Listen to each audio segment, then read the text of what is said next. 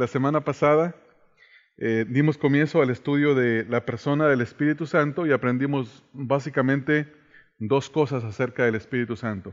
La primera es que el Espíritu Santo no es una fuerza, ni tampoco la manifestación de una persona.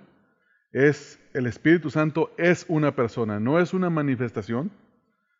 No es la personificación tampoco de Dios. El Espíritu Santo es Dios. Entonces aprendimos que no es una fuerza, aprendimos que el Espíritu Santo es una persona, que el Espíritu Santo es Dios. Eso fue lo que hemos estado estudiando. En cuanto a la personalidad del Espíritu Santo, hablamos que tiene todos los atributos y características de una persona.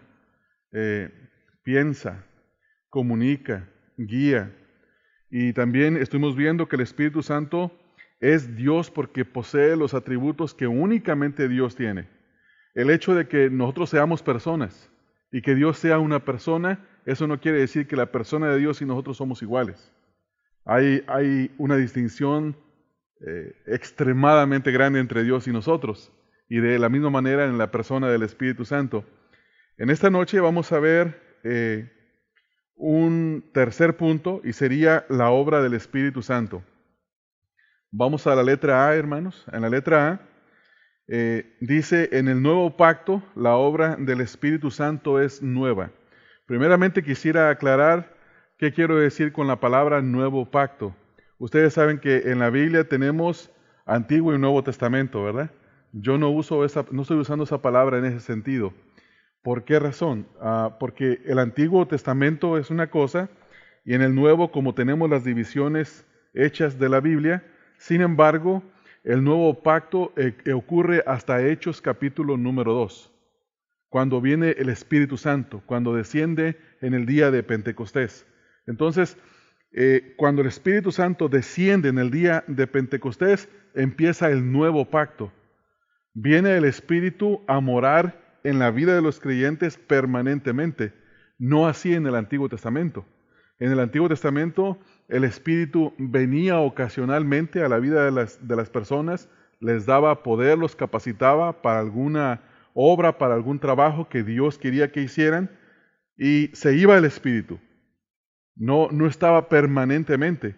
Incluso cuando el Señor Jesucristo le dice a los discípulos que les va a enviar otro Consolador, dice, les voy a enviar un Consolador para que esté con vosotros, entre vosotros y en vosotros. Y ahí usa una palabra que tiene que ver con el futuro. Es decir, que el Espíritu Santo todavía no estaba en los discípulos, en los apóstoles, permanentemente, como lo está ahora en nosotros los nuevos creyentes. Entonces utilizamos la palabra en ese sentido. Por eso, en el Nuevo Pacto, la obra del Espíritu Santo es nueva, no es igual que en el Antiguo Testamento o en el Antiguo Pacto.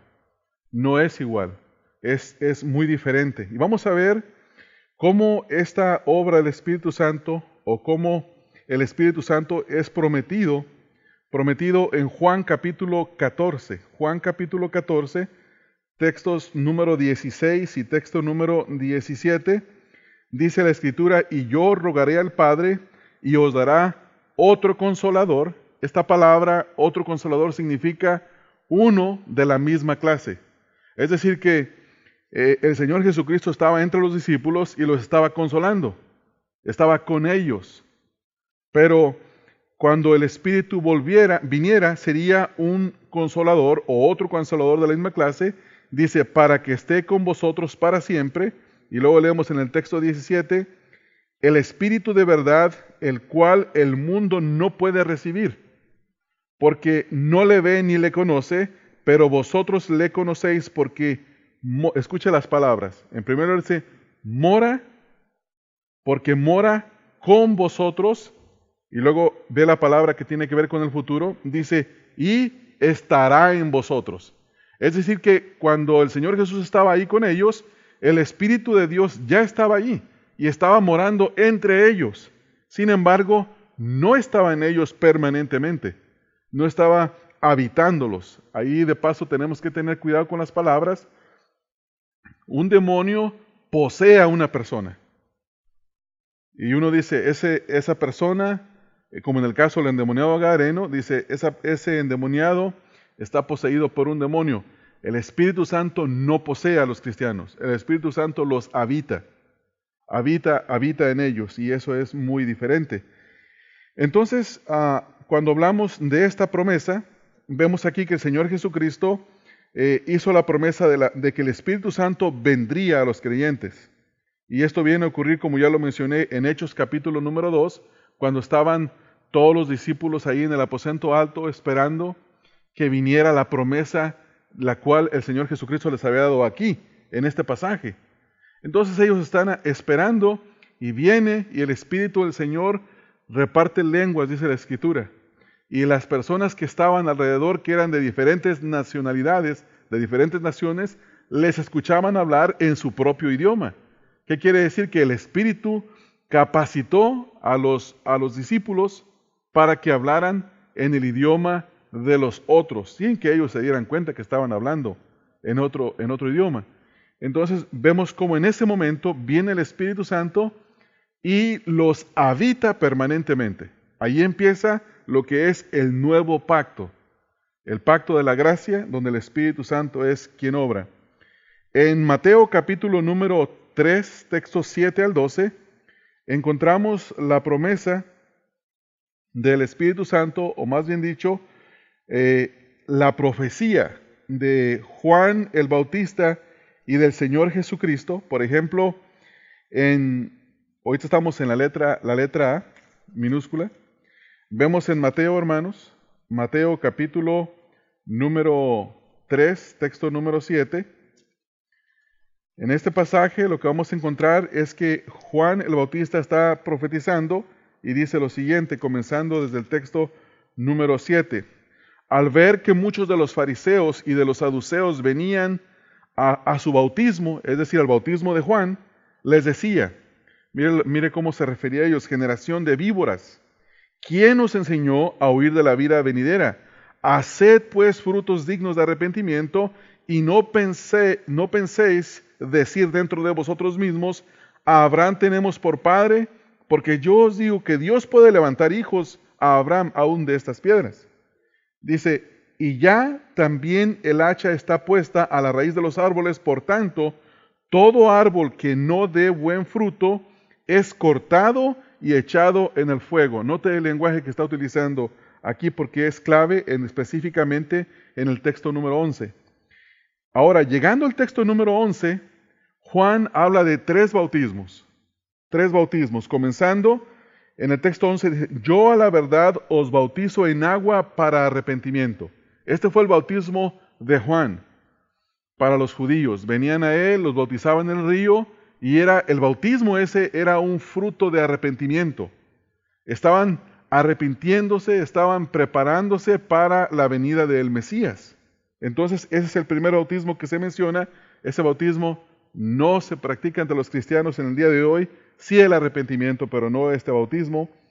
Después dice, pero el que viene tras mí, cuyo calzado yo no soy digno de llevar, es más poderoso que yo. Y luego aquí habla de la promesa del bautismo del Espíritu Santo. Dice, Él os bautizará en Espíritu Santo, y luego se menciona otro bautismo. Esta palabra acá, fuego, no está en relación con el primer bautismo. Dice, y fuego. ¿Por qué digo esto? Ahorita voy a hablar del tercer bautismo. El segundo bautismo es el bautismo del Espíritu Santo. Es cuando una persona nace de nuevo y es bautizada en el cuerpo. La palabra bautismo es sumergirlo en el cuerpo de Cristo, hacerlo parte de la iglesia. Cuando una persona viene a la iglesia y se bautiza y todas estas cosas y pide membresía en la iglesia, eso no lo hace, la membresía que una iglesia ofrece, no lo hace ser miembro del cuerpo de Cristo. Hacerlo miembro del cuerpo de Cristo lo hace únicamente el Espíritu Santo. La membresía lo hace ser miembro de la iglesia local, del aspecto que vemos, lo externo. Pero el Espíritu Santo nos bautiza en el cuerpo. Y nos bautiza sin que nos demos cuenta. Nosotros podemos venir a ser parte de la iglesia y ni siquiera sabemos que hemos sido bautizados en el cuerpo de Cristo. Y luego dice Espíritu Santo y luego fuego. ¿Por qué interpreto que es un tercer bautismo esto? Porque si usted ve la palabra, cómo se utiliza en el contexto, se refiere a juicio. Hay un tercer bautismo que hace el Espíritu Santo, pero no es un bautismo para salvación, sino que es un bautismo para condenación. Y es de la siguiente manera. Note en el texto número 10 lo que dice, y ya también el hacha está puesta a la raíz de los hombres, por tanto, todo árbol que no da buen fruto es cortado y echado ¿dónde? En el fuego. Esto habla de juicio. Y este juicio lo da el Espíritu Santo. Más adelante vamos a leer en Juan 16, Juan 14:8, que es el Espíritu el que convence de pecado, de justicia y de ¿qué más? Y de juicio. Cuando una persona rechaza el Evangelio, cuando no quiere creer, esta persona, el Espíritu le da convicción de su condenación. Porque no tiene esperanza, no hay ninguna otra esperanza. Ahora, noten más adelante, si ustedes ven en el texto número 12, se vuelve a repetir la palabra fuego. Dice, su aventador está en su mano y limpiará su era y recogerá su trigo en el granero. Y dice aquí, y quemará la paja en fuego que nunca se apagará. Entonces, esto es lo que interpretamos cuando decimos que se mencionan aquí 3 bautismos, los cuales fueron profetizados por Juan el Bautista. Juan dice, yo bautizo en agua para el arrepentimiento, y el Señor Jesucristo bautizará con Espíritu Santo, que comenzó en el día de Pentecostés, y el bautismo en fuego es juicio, y ese juicio va a llegar a su cumplimiento, llega a su cumplimiento cuando una persona sin Cristo muere, como el rico que murió y se fue, abrió sus ojos en el Hades, y finalmente estará en la resurrección de los muertos, donde vengan y los que creyeron en Jesucristo serán apartados para vida eterna y el resto serán lanzados al lago de fuego. Entonces eso es lo que quiere decir aquí en este texto. En Juan capítulo número 7, textos 37 al 39, el Señor Jesucristo profetizó acerca del Espíritu Santo y dijo lo siguiente, que el Espíritu cuando viniera sería como ríos de agua viva que brotarían dentro de la persona. Juan 7, 37 al 39. Leemos, hermanos, dice, en el último gran día de la fiesta, Jesús se puso en pie y alzó la voz diciendo, si alguno tiene sed, venga a mí y beba. El que cree en mí, esto significa beber de Jesús, creer en Él, aquí mismo lo dice, como dice la Escritura, de su interior correrán ríos de agua viva. Esa es la obra del Espíritu Santo dentro de la persona. Y esto, si siguen leyendo conmigo, dice, esto dijo del Espíritu que había de recibir los que creyesen en Él, pues aún no había venido el Espíritu Santo, porque Jesús no había sido aún glorificado. Entonces, observamos que Juan profetiza la venida del Espíritu Santo, el Señor Jesucristo profetiza la venida del Espíritu Santo, y en este nuevo pacto es una obra nueva, una obra que no experimentaron nadie en el antiguo pacto. Ellos no lo experimentaron, pero nosotros sí lo estamos experimentando. De ahí todas las exhortaciones que hay en el Nuevo Testamento, por ejemplo, en 1 Corintios 10, donde dice Pablo que no seamos como los que estuvieron en el camino por 40 años. Y las exhortaciones en el libro de Hebreos capítulo 10, donde dice, ¿cuánto más el que pisoteara la sangre de Cristo? No tiene ninguna esperanza. Entonces, si ellos no tuvieron perdón, ¿cómo tendremos perdón o excusa nosotros que hemos recibido el Espíritu del Señor? Entonces, es diferente la obra. Vamos ahora, hermanos, a la letra B. El Señor Jesús lo profetizó, y aquí es una referencia nada más que la vamos a ver, tal vez si ustedes quieren hacer algunas notas. Si van al capítulo 14 conmigo, voy a mencionar algunos versículos en el capítulo 14 al capítulo 17. Capítulo 14, textos 16 y 17. Capítulo 14, texto número 23. Capítulo 14, textos 25 al 26. Capítulo 15, nada más para notas. Textos 26 al 27. Ahorita vamos a volver a estos pasajes para verlos con detalle. Y capítulo 16, textos 7 al 8, textos 13 al texto número 15. Letra A. El Espíritu Santo traería convicción y conversión. Esa es la obra del Espíritu Santo. Son dos cosas un poco distintas. ¿Por qué? La persona que recibe convicción y se convierte, recibe salvación, vida eterna. Pero hay personas que llegan a un cierto punto de convicción, pero no se arrepienten. Como el caso de Pilato. Ustedes se recuerdan cuando estudiamos ya una vez el pasaje de Pilato, que 3 veces dice que el Señor Jesús es inocente. Y la esposa viene y le dice que es inocente. ¿Qué fue lo que Pilato recibió? La convicción del Espíritu Santo. Sin embargo, no obedeció, no creyó, no se convirtió. Y aparentemente el centurión romano se convirtió, porque él dice, el centurión romano dice, verdaderamente este era el Hijo de Dios. Y aparentemente hace una manifestación, al menos con su boca, de creer que Jesucristo es el Hijo de Dios. En el capítulo 16, texto número 7 al texto número 11, vemos la obra de convencimiento del Espíritu del Señor, de convicción y de conversión. Dice, pero yo os digo la verdad. Escucha esas palabras. Os conviene que yo me vaya. ¿Por qué está diciendo esto el Señor Jesucristo? Porque el Espíritu, cuando Él estaba acá, Él afectaba la vida de sus discípulos cuando Él estaba con ellos. Pero ahora el Espíritu Santo obra en todo el mundo, en todos los creyentes, y obra aún en los inconversos, trayendo la convicción de pecado, de justicia y de juicio. Dice, os conviene que yo me vaya, porque si no me fuera, el Consolador no vendría a vosotros.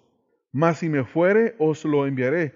Y cuando Él venga, dice, convencerá al mundo, y dice, de pecado, de justicia y de juicio. Note que dice que convencerá ¿a quién? Al mundo, a todas las personas. A todas las personas. Toda persona que escucha la predicación del Evangelio tiene cierta convicción. Hay una cierta convicción, aunque lo niegue, aunque no lo quiera, porque dice Juan capítulo 3 que no quieren venir a la luz para que sus obras no sean descubiertas. Entonces quiere decir que hay una convicción de decir, no voy allá porque si voy se va a descubrir mi pecado, ¿verdad, hermano? Entonces, ¿quién da esa convicción? El Espíritu Santo. Él es el que hace esa obra, aun cuando la persona no se convierte. Texto número 25. Hasta el texto 11 les dije, ¿verdad? 8, sí. Vamos a leer el texto 9 al 11 ahora. De pecado, por cuanto no creen en mí. Aquí le explica lo que significa las palabras en el texto 8, pecado, juicio, justicia y juicio. De pecado, en primer lugar, por cuanto no creen en mí. Esto es exactamente lo que dice Juan en el capítulo número 3, texto 19. Dice que no quieren venir a mí. A ver, déjenme ver si cité bien el texto. A lo mejor no lo cité correctamente y después me van a decir que dije que era y no es. Juan capítulo número 3, a ver si es el 19. Sí. Y esta es la condenación, que la luz vino al mundo y los hombres amaron más las tinieblas que la luz porque sus obras eran malas. Entonces, de pecado por cuanto no creen. Después el texto número 10, de justicia por cuanto voy al Padre y no me veréis más. Note la última frase del texto, se dirige a los discípulos. Dice, de justicia. ¿Qué es justicia? ¿Quién es el único que nos justifica? Es Dios. No hay ninguna otra justicia más que la justicia de Dios. Y note, esto es para los creyentes. De justicia por cuanto voy al Padre y dice, y no me veréis más. Y de juicio por cuanto el príncipe de este mundo ha sido ya juzgado. Esto es lo que dice Pablo en 1 Corintios capítulo 15, donde habla, dice, oh muerte, ¿dónde está tu aguijón? Oh sepulcro, tu victoria. Sorbida, no dice, oh sepulcro, lo dice, sorbida es la muerte en victoria. Cuando el Señor Jesucristo resucitó, tuvo victoria sobre todos sus enemigos. Y esto es a lo que se refiere este versículo. Entonces, vemos que esta obra es de traer convicción y conversión a la vida de las personas. Esta obra del Espíritu no solo es para los apóstoles, sino para todos, para toda persona. Y lo vemos claro en Hechos capítulo 2, texto 22 al 24 y texto 37, donde Pedro está predicando y les hace el llamado al arrepentimiento. Vamos al capítulo 2, texto 22. Dice: varones israelitas, oíd estas palabras. Jesús Nazareno, varón aprobado de Dios, por Dios, entre vosotros con las maravillas y prodigios y señales que Dios hizo entre vosotros por medio de él, como vosotros mismos lo sabéis, a este, entregado por el determinado consejo y anticipado conocimiento de Dios, prendisteis y matasteis por manos de inicuos, crucificándole. Y luego dice en el texto 24, al cual Dios le levantó suelto los dolores de la muerte, por cuanto era imposible que fuese retenido por ella. Y si brincamos, hermanos, hasta el texto número 37, si van conmigo al 37, mira lo que dice. Al oír esto, ¿cómo reaccionaron ellos? Se compungieron de corazón y dijeron a Pedro y a los otros apóstoles: varones hermanos, ¿qué haremos? Esto es, hermanos, la obra del Espíritu Santo, lo que acabamos de leer específicamente en Juan 16, 7 al 11. El Espíritu convencería de pecado, de justicia y de juicio. Esta es la obra del Espíritu que hace en todas las personas. Ahora, vamos a volver a Juan y queremos observar la obra del Espíritu Santo en la inspiración y la recordación a los apóstoles. Estos versículos que vamos a leer a continuación son mal usados el día de hoy y se utilizan para decir que el Espíritu nos trae revelación todavía nueva, que el Espíritu viene y nos habla y nos dice cosas nuevas. Y generalmente los carismáticos, la iglesia pentecostal, los grupos pentecostales utilizan muchos esos textos mal interpretándolos. Pero si uno hace una lectura honesta de los textos, se da cuenta que les habla a los apóstoles y no a nosotros. Vamos a Juan capítulo 14, hermanos, texto 22 al texto número 26. Juan 14, texto 22 al 26. Note lo que dice en una lectura de este texto. Juan 14, 22 al 26. Hay unas palabras claves ahí y es la palabra os, os. Dice el texto número 22, no les dije, sí, el 22, perdón. Le dijo Judas, y lo dice, no el Iscariote, Señor, ¿cómo es que te manifestarás a nosotros y no al mundo? Note lo que dice, ¿a quién se va a manifestar? A ellos, a los apóstoles, ¿verdad, hermanos? Desde ahí empezamos cómo se va a manifestar a ellos y de qué va a hablar. Ahorita vamos a ver el tema. Dice, a nosotros y no al mundo. Respondiendo Jesús, y le dijo, el que me ama mi palabra guardará, y mi Padre le amará, y vendremos a él, y haremos morada con él.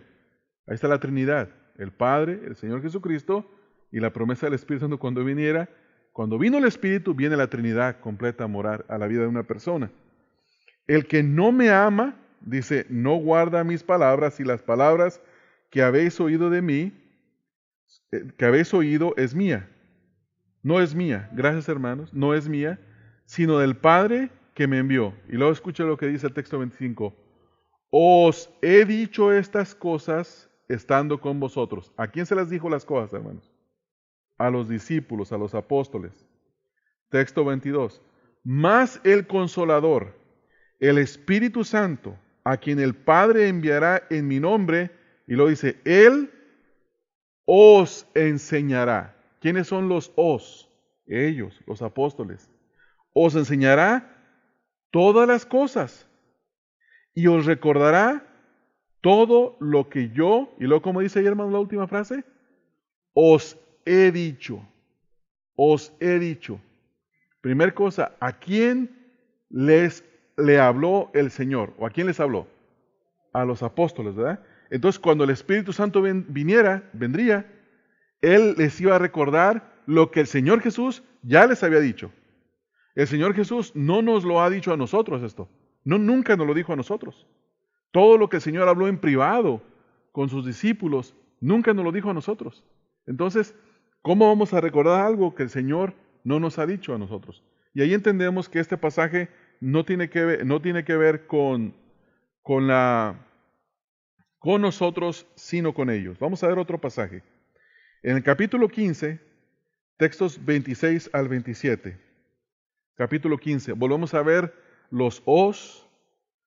Texto 26 dice: pero cuando venga el Consolador, a quien yo os enviaré del Padre, el Espíritu de verdad, el cual procede del Padre, y dice, Él dará testimonio acerca de mí. Y vosotros, hablando de ellos, daréis testimonio también, porque habéis estado conmigo desde el principio.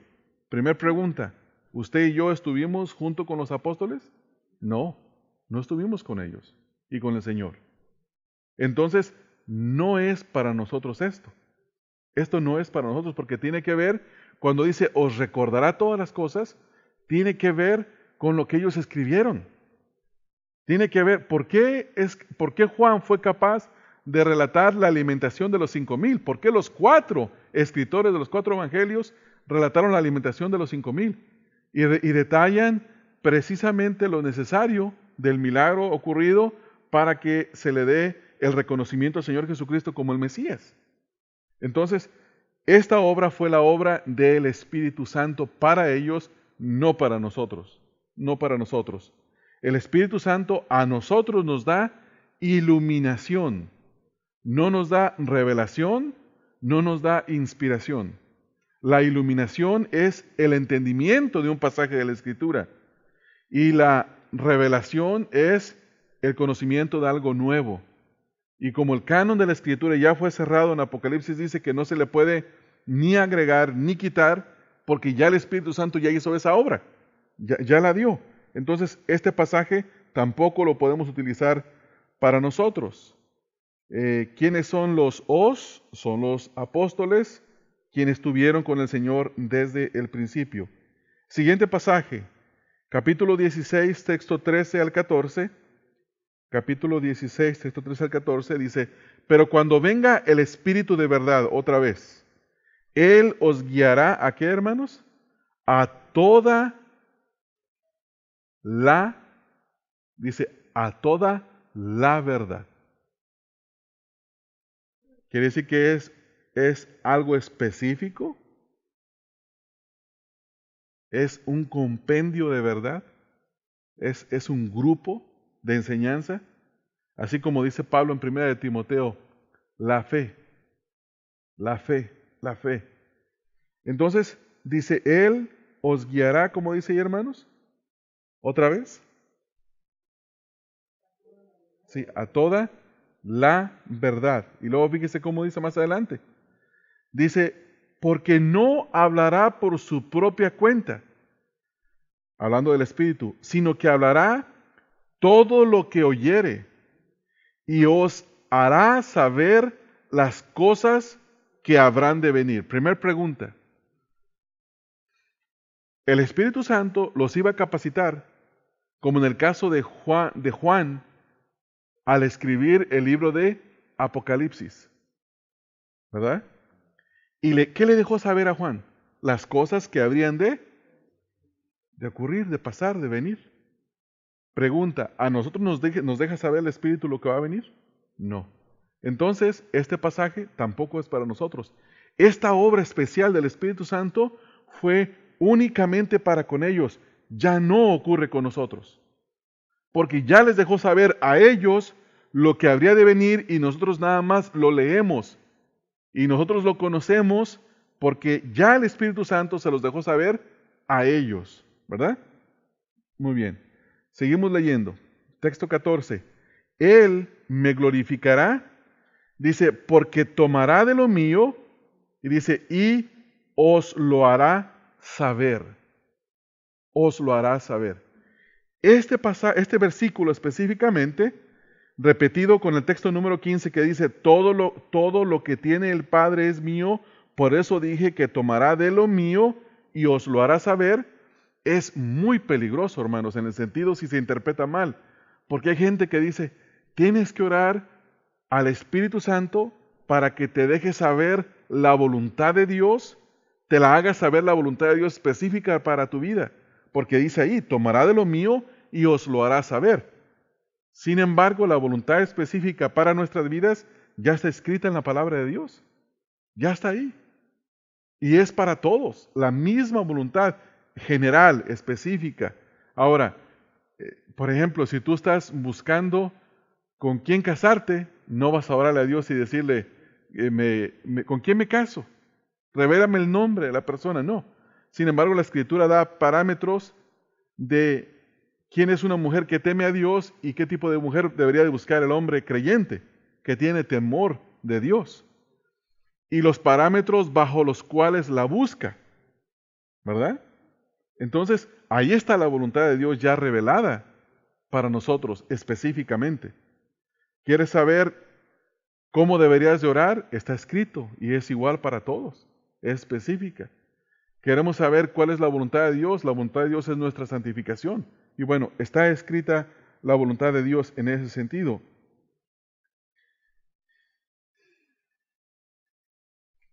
Letra C. Letra C. Esta fue la que acabamos de leer, ¿verdad, hermanos? Muy bien. Y terminamos en el texto número 14 y texto número 15.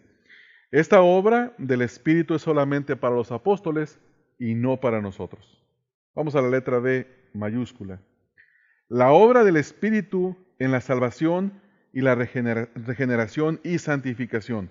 ¿Cómo el Espíritu de Dios obra para salvar, para regenerar y santificar?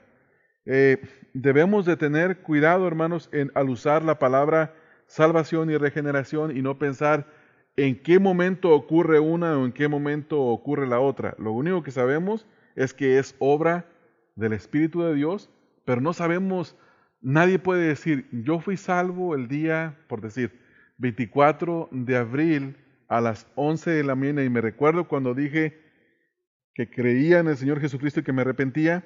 Entonces quiere decir que a las 11 de la mañana yo dije eso, entonces como 10 minutos antes el Espíritu me estaba regenerando para que yo pudiera decir eso.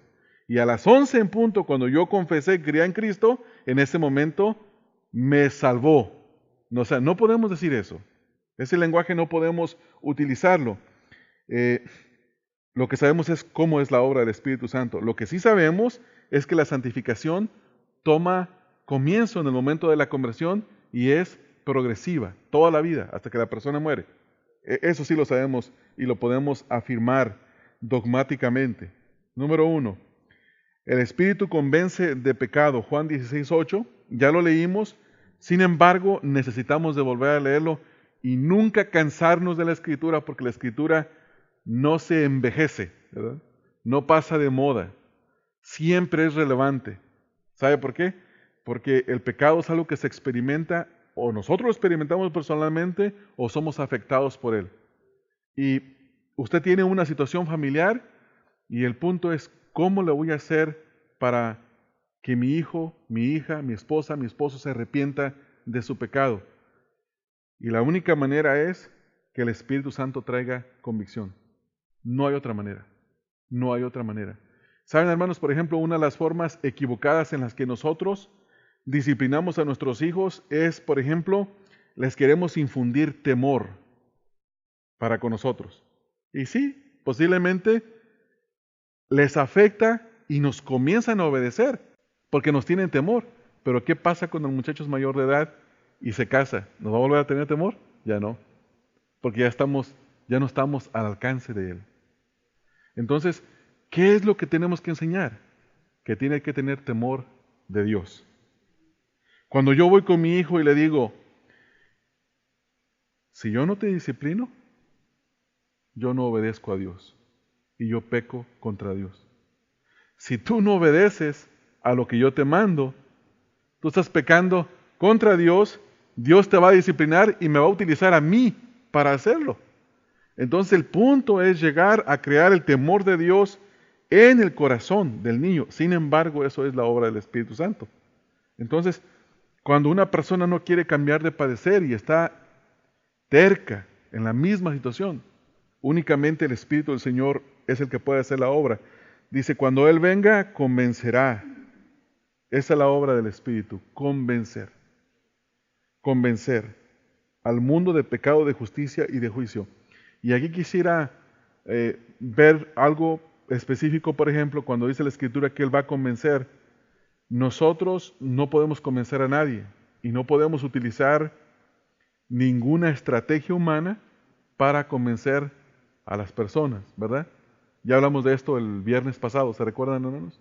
Estuvimos hablando de eso, de los métodos, de las técnicas, de las tácticas, de la cultura y de todas esas cosas para querer impactar la vida de una persona. No, eso no convence a nadie. Número 2, en el nuevo nacimiento surge por la obra del Espíritu Santo. En Juan capítulo número 3, texto número 5 al texto número 6, ustedes conocen este pasaje donde el Señor Jesucristo le da las instrucciones al maestro de Israel, al rabino, en el capítulo 3, texto 5 al 6, dice, respondiendo Jesús, de cierto te digo, que el que no naciere de agua y del Espíritu no puede entrar en el reino de Dios. Y en el texto 6 dice, lo que es nacido de la carne, es carne, hermano. Y lo que es nacido del Espíritu, Espíritu es. Entonces, el nuevo nacimiento, la conversión, el hecho de que una persona nace de nuevo, es la obra ¿de quién? Del Espíritu. Él lo va a convencer a la persona, el Espíritu lo va a hacer nacer. Entonces, ¿cuál es el pecado de la iglesia? El pecado de la iglesia es creer que puede, si utiliza ciertas tácticas o técnicas, influenciar a la persona para que se persuade y convertirlo, ¿verdad? Incluso hay enseñanzas que parecen muy bíblicas. Hay una enseñanza que habla de cómo ser persuasivo, cómo persuadir, y utiliza muchos pasajes del Nuevo Testamento. Y sobre todo el apóstol Pablo, dicen, el apóstol Pablo aprendió a persuadir, aprendió a que la persona era bueno, como un buen negociante. No, eso no es bíblico, hermanos, no es bíblico. Entonces, es la obra del Espíritu, el de persuadir, de convencer, y cuando la persona se persuade, nosotros no le podemos decir a la persona, si tú pronuncias con tu boca específicamente lo que yo te voy a decir que pronuncies, entonces yo te puedo garantizar de que ya naciste de nuevo. No, es el Espíritu Santo quien hace eso. Yo escuché un llamamiento de un pastor ayer, iba en camino manejando el seminario y iba escuchando un audio y se me hizo tan hermoso el llamamiento que hizo, en el sentido de, yo nunca lo había escuchado hacer un llamamiento. Y dije, a ver cómo lo hace. Y vi que empezó. Dice, lo único que te puedo decir es que vengas a Jesús, el amigo de los pecadores. El que es misericordioso, el que perdona. Yo dije, ¿en qué punto? Porque es predicador bautista. Dije, ¿en qué punto va a decir, solo haz esto? Inclina tu rostro, levanta tu mano. No, nunca llegó a ese punto y me dio mucho gozo. Ven a Cristo, arrepiéntete. Si tú vienes, Él no te echa fuera. Y luego termina diciendo que el Señor te conceda la misericordia de que te puedas arrepentir y venir a Él. Oremos. Y ahí cerraron. Ahí cerraron. Me da gusto. Yo digo, número 1, predicador bautista. Me da gusto por eso. ¿Verdad? Y número 2, porque tiene una gran influencia en la nación y Dios lo use para influenciar en la nación. Ok, entonces el nuevo nacimiento surge por la obra del Espíritu Santo. Sin embargo, porque es obra del Espíritu, a nosotros nos corresponde predicar el Evangelio con precisión. ¿Verdad, hermanos? Necesitamos de predicar el Evangelio con precisión. Y esa precisión no va a hacer nada para que la persona se convierta. Pero es un mandato que lo prediquemos y, como dice Pablo, que hable como debo de hablar. Es decir, con claridad. Cuando digo claridad no me refiero a que sea bueno para pronunciar palabras. Hace 2 años, ¿te recuerdas cuando fuimos al Shepherd's Conference? Que hicimos, cuando estuvimos en el gimnasio con el que di una clase sobre liderazgo. Qué tremendo, qué una manera, he visto pocas personas que hablan con tanta claridad. Le decía yo a Carlos, cada palabra estaba tan perfectamente pronunciada, tremendo para hablar, bueno para hablar. Sin embargo, esa cualidad o ese don para hacer las cosas no hace la obra en nosotros, no nos convence, ni tampoco nos hace nacer de nuevos. Pero el Espíritu Santo sí puede utilizar eso si quiere. O puede utilizar a un indocto, a una persona que no tenga mucho conocimiento. Puede utilizar a un recién convertido. Puede utilizar a cualquier persona, si así lo desea el Espíritu del Señor. Entonces, por eso decimos, la obra de la salvación no depende de los cristianos. Depende del Espíritu Santo. Sin embargo, los cristianos sí somos responsables por predicar con precisión. Eso hay que tenerlo bien claro. Número 3, hermanos, y terminamos con este, el Espíritu Santo nos santifica progresivamente. En el momento que yo nací de nuevo y el Espíritu viene a morar en mí, hermanos, fíjense, hermanos, tiene que haber ocurrido un cambio. Tiene que haber ocurrido un cambio.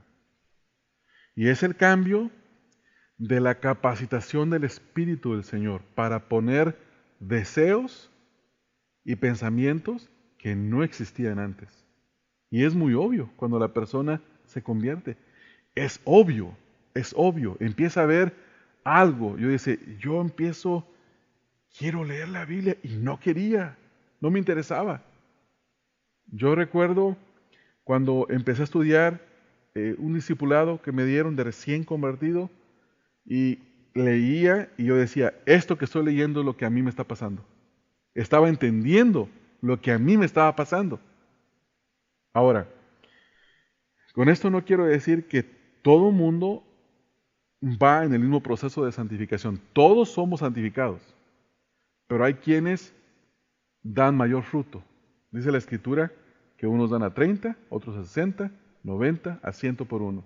Entonces, yo no sé en la vida de cada quien cómo Dios lo va a utilizar, cómo Dios va a obrar, pero sí sé que va a obrar. Vamos a ver algunas escrituras, hermanos. Es todo el pasaje, todo el capítulo número 3. No lo quiero leer todo pero este pasaje 3 habla de la obra santificadora del Espíritu Santo. Capítulo 3 dice, de manera que yo, hermanos, no pude hablaros como a espirituales, sino como a carnales, como a niños en Cristo. Os di a beber leche y no vianda, porque aún no erais capaces, ni sois capaces todavía, porque aún sois carnales, pues habiendo entre vosotros celos, contiendas y disensión. Primera, hermanos. ¿O entonces yo me equivoqué aquí? Sí, yo estoy equivocado en la nota, hermanos. Yo me equivoqué en la nota. Es Primera de Corintios 3. A veces cuando estoy escribiendo alguna cosa, ya estudié el pasaje, pero luego escribo mal. Perdonen, hermanos, por la mala nota. Entonces, ¿qué es lo que está haciendo Pablo aquí? Texto 3, Primera de Corintios 2:3. Voy a leer nada más algunos textos, ustedes lo leen en su casa cuando puedan, hermanos. Dice, porque aún sois carnales, pues habiendo entre vosotros celos, contiendas y disensiones, ¿no sois carnales y andáis como hombres? Porque diciendo el uno, yo ciertamente soy de Pablo, y el otro, yo soy de Apolos, ¿no sois carnales? ¿Qué pues es Pablo y qué es Apolos? Servidores por medio de los cuales habéis creído. Y eso según lo que a cada uno, ¿qué dice ahí, hermanos? Concedió el Señor. Entonces, cuando viene la persona, hay un proceso y aún muchas veces, hermanos, en el recién estar convertidos, no hay mucho fruto, hermanos. Y a veces hay algunos en los que sí hay y otros en los que no hay mucho. Y hay una actitud como si no hubiera ocurrido nada. Sin embargo, la obra del Espíritu del Señor ahí está. Y hay otro tema que tiene que ver con el Espíritu Santo, con el habitar en la vida del creyente. Eso lo vamos a ver la semana que viene. La semana que viene vamos a hablar de qué es lo que pasa cuando el Espíritu viene a habitar.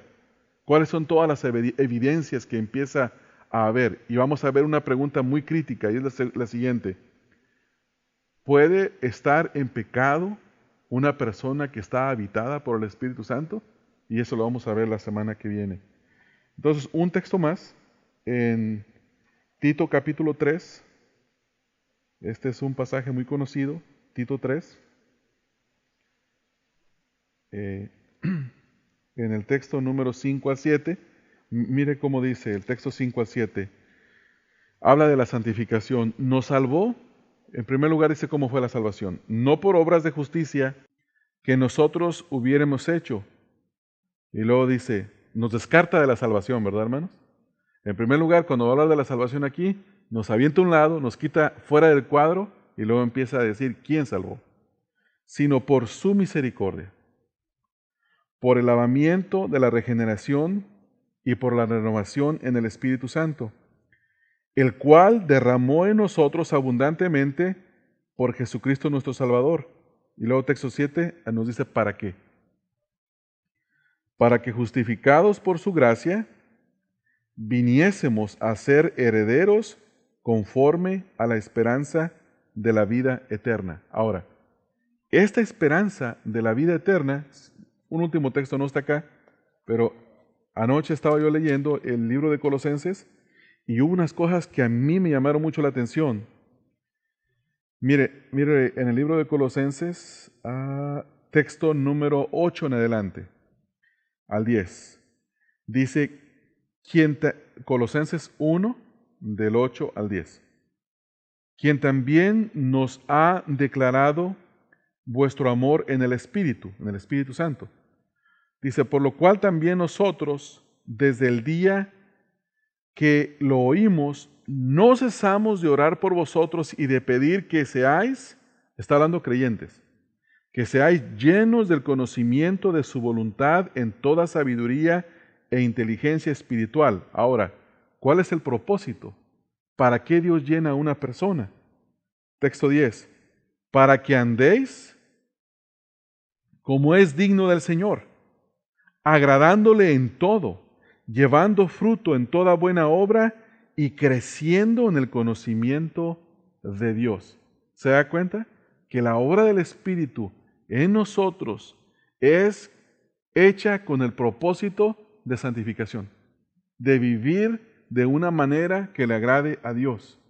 Entonces, es por eso que no puede una persona, vamos a decirlo, alguien se hace el llamado al arrepentimiento y alguien viene y dice, yo me quiero arrepentir, quiero creer en Cristo, quiero recibir la salvación de la que estabas predicando.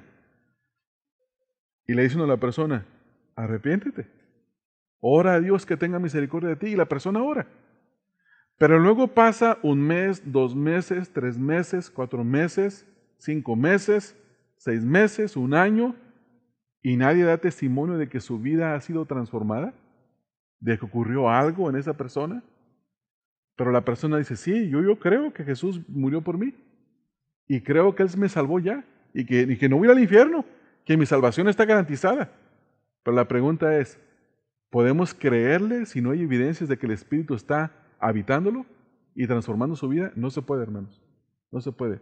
Y eso es para cada uno de nosotros. Y también nadie nos debería de creer a nosotros si nuestra vida no está siendo transformada. ¿Verdad? Nadie. Y eso es una obra que solamente el Espíritu del Señor hace. Entonces vamos a cerrar aquí, hermanos, con esta parte del estudio y vamos a orar. Señor, te doy gracias por que nos estás permitiendo estudiar en esta noche la obra de tu Espíritu Santo, que ha venido a traer convencimiento de pecado a cada uno de nosotros. Y no solo eso, sino que nos ha hecho nacer de nuevo para una esperanza viva, en la cual somos transformados cada día. Yo te ruego, Señor, que este pensamiento, el de tu palabra, venga a habitar en nosotros de tal manera que no podamos escapar a Él y que sea el pensamiento, la verdad, sea una confrontación a nosotros mismos, que tu verdad nos confronte a nosotros. Y que podamos autoexaminarnos, saber si tu Espíritu Santo habita en nosotros. Y si está habitando, seguramente nos está transformando. Porque esa transformación es una obra que es empujada o movida por el Espíritu Santo, Señor. Así es que, gracias, Padre, por la enseñanza de esta noche. Y deseamos, Señor, que el conocimiento que hemos adquirido en esta noche no se vaya de nosotros y que lo atesoremos de tal manera que podamos pensar en Él constantemente. Te ruego esas cosas, Padre, en el nombre de Cristo Jesús. Amén.